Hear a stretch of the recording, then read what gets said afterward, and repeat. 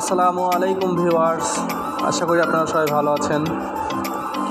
আজকে আমি আপনাদের দেখাবো বাস সিমুলেটর ইন্দোনেশিয়া গেমে বাসের স্ক্রিন চেঞ্জ করতে হয় কিভাবে। অনেকে বলে যে আমি স্ক্রিন চেঞ্জ করতে পারতেছি না,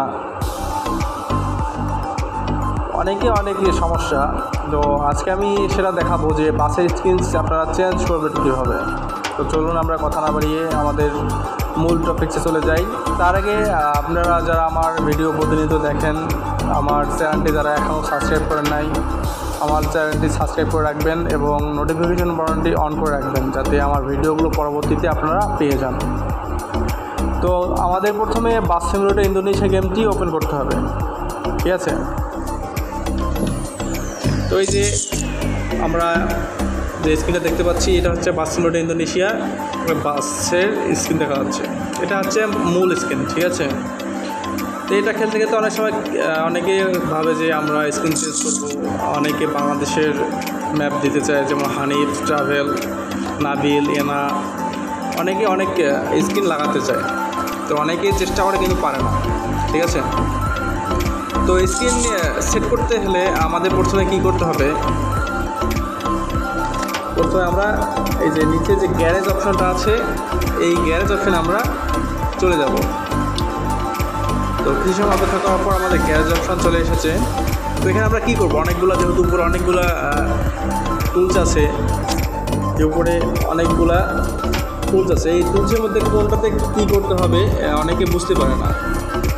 তো এখানে যখন আমরা আসবো, আসার পর আমরা স্ক্রিন সেট করবো কীভাবে, ঠিক আছে। তো 3 নম্বরে যে একটা অপশান আছে, আপনার এই 3 নম্বর অপশানটাতে আমরা ক্লিক করব।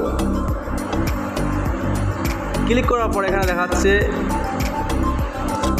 ডাউনলোড টেম্পেল, নিচে একটা ব্রাউজার লেভেলি হাই সলিউশন ডিসেট। আমরা এখানে কি করব, নতুন বন্ধুরা তো বুঝতে পারবো না যে কী করলেই স্ক্রিন সেট হবে। তো আমরা নিচে যে আছে ব্রাউজার লেভার, এখানে আমরা ক্লিক করব। ক্লিক করার পর এখানে দুটো অপশন আসছে, ডিভাইস গ্যালারি বা ফাইল ম্যানেজার। তো আমরা ডিভাইস গ্যালারিতে ক্লিক করব। তো আমরা গ্যালারিতে সরাসরি চলে যাব। আমাদের গ্যালারিতে যে স্ক্রিনগুলো আছে, এই স্ক্রিনের মধ্যে আমার যে এখানে একটা স্ক্রিন আছে, আমি দেখাচ্ছি আপনাদের, যে এই স্ক্রিনটা আমি আমার বাসে এখন বর্তমানে সেট করব, ঠিক আছে। তো এইটাকে করতে গেলে আমাদের স্ক্রিনে চাপ দিতে হবে। তো দেখেন বন্ধুরা, আমার স্ক্রিনে কিন্তু সেট হয়ে গেছে, ঠিক আছে। সাকুরা আমার স্ক্রিনে সেট হয়ে গেছে। এখন আমরা কি করব, স্ক্রিনে সেট হয়ে গেছে। তো নিচে দেখাচ্ছে দুইটা অপশন, একটা হচ্ছে ক্যান্সেল, একটা হচ্ছে অ্যাপ্লাই। তো আমরা অ্যাপ্লাই বাটনে ক্লিক করলে আমাদের এখানে দুটো অপশন দেখাবে, আছে ইউজ মানি আরপি 15 বা ফ্রি। যাদের অনেক বন্ধুদের আরপি কম থাকে, তারা ইউজ মানিতে ক্লিক করলেই, যাদের আরপি আছে তারা ইউজ মানিতে ক্লিক করলেই আপনার বাস স্ক্রিনটা সেট হয়ে যাবে। যাদের আরপি খুব কম, ফ্রি ভিডিওতে ক্লিক করলেই আপনাদের হয়ে যাবে। তো আমার যেহেতু আরপি আছে, তো আমি সেহেতু আরপিতেই ক্লিক করব।